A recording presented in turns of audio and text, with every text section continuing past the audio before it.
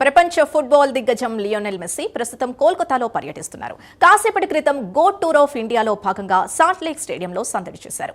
అక్కడి నుంచి lake town లో తన 70 అడుగుల విగ్రహాన్ని మెస్సీ వర్చువల్ గా ఆవిష్కరించారు. భద్రతా కారణాల రీత్యా అధికారులు అక్కడికి అనుమతించలేదు. స్టేడియంలోకి మాత్రం భారీగా అభిమానులు తరలివచ్చారు. అయితే మెస్సీ భద్రతతో పాటు భారీగా అభిమానులు తరలి రావడంతో మ్యాచ్ జరగలేదు. దాంతో అభిమానులు అసహనానికి గురయ్యారు.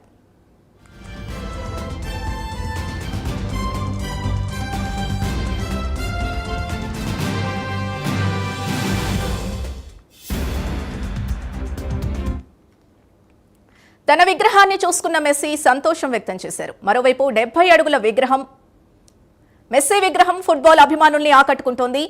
ఫిఫా వరల్డ్ కప్ ట్రోఫీని చేతబట్టుకున్న మెస్సీ రూపంలో ఈ విగ్రహాన్ని రూపొందించారు. 2022 ప్రపంచ కప్ విజయానికి ఇది ప్రతీకగా నిలుస్తోంది. ప్రపంచంలోనే అతిపెద్ద మెస్సీ విగ్రహాన్ని నిర్వాహకులు ఏర్పాటు చేశారు.